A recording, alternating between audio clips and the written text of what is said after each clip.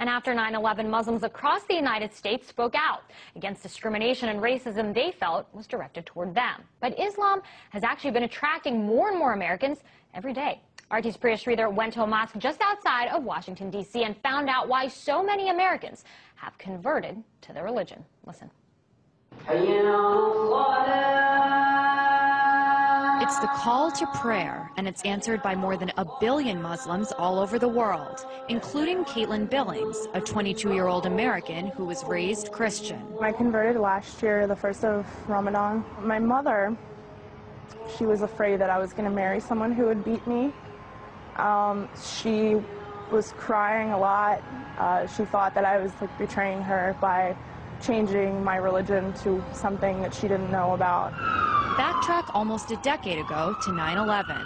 Today, our fellow citizens, our way of life, our very freedom came under attack in a series of deliberate and deadly terrorist acts. President Bush waged a war on terror, targeting extremist Muslims who were labeled as terrorists. Many Americans, like Caitlin Billings, remember that time in the United States very well. I was 14 when September 11th happened, so I didn't really know what was going on, if that really was Islam. You know, people said it was, so I believed it just like everybody else. But as Billings got older, she decided to find out for herself. And her investigation led her to the Mustafa Center, a mosque just outside of Washington, D.C. that has become a haven for many Americans like Billings who have found Allah. A new poll found that almost 40% of Americans believe that Muslims should carry identification cards. Despite that, 20,000 Americans every year decide to convert to Islam. These converts say they don't regret their decision at all. It's a choice that they must think about every day. Around the world since 9/11, Muslims have battled bans of their religious clothing, profiling in airports, and discrimination in their everyday lives. People that I knew since I was very small think that I've changed personalities because of this. They don't see past the scarf. They just see the fact that I've changed. After joining a class to learn more about Islam, Carl Dodge also decided to become a Muslim. One of the big jokes that I've always made is before I actually sat down in the class and opened my Quran, everything I knew about Islam I had learned from CNN, you know? And a lot of people are like that. So, and there were some negative reactions. And when it comes to the mainstream media, the depiction of converts can be somewhat extreme. The Pakistani officials have arrested Adam Gaddan. This is the American-born spokesman for al-Qaeda. Fox's work. First, there was John Walker Lind, the Californian who converted, joined the Taliban, and ended up fighting with them in Afghanistan. And then more recently, it was Jihad Jain, the blonde-haired, blue-eyed convert who allegedly recruited people to wage violent jihad. And for many American Muslims like Dodge and Billings, the portrayal of converts is disturbing. It does upset me a little bit because there's a lot of preconceptions people had. And until I actually took the time to open a Quran and see what was written, you know, that was my only impression of Islam, is what I had seen on TV.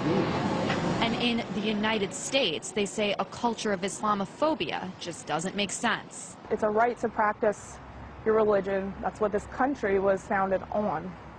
Not only, you know, is it supposed to be that way here, this country was founded on those principles. That's, you know, people that started this country were fleeing religious persecution. I just had somebody ask me the other day, oh, so are you against America now? And it's like, okay, I'm a U.S. veteran as well. I served in the U.S. Navy.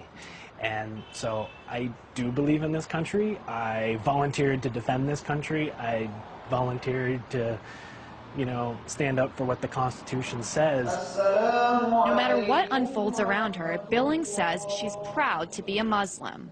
If no one in the world wants to talk to me and be my friend, I still don't regret it. You know, I am completely happy right now.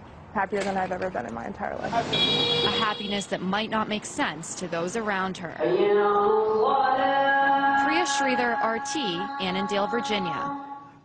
And Priya joins me now for more. So Priya, how did the converts in your story, how did they feel about this whole, mosque controversy, the burning of the Quran? Because we talked about how Muslims all over the world feel about it, but what about those here in the United States, especially those who actually converted? I mean, they're angry about it just like most of the Muslims in the United States. And, for them, converting to this religion, they had to change their lifestyles a lot. They pray 5 times a day, as you saw in my story. They wear headscarves. So for them, because of all these transitions, they have grown into a community where most of their friends and their family members, a lot of them have married Muslims as well.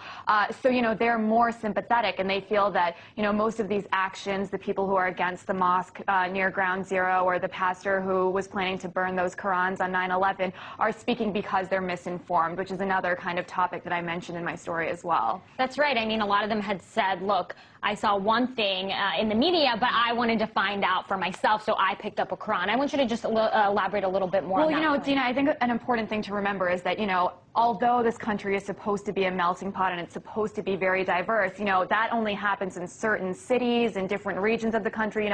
There are places in America where people literally have never met a Muslim person before, so their only kind of perceptions are shaped by the media and what they see on TV. It's just like the way people on the other side of the world have certain impressions of America because of what they see on TV. So for them, all they saw was these wars in the Middle East, these very extremist Muslim terrorist groups, and then, what the American media said about converts wasn't helpful as well. You saw Jihad Jain, you saw Adam Gadon.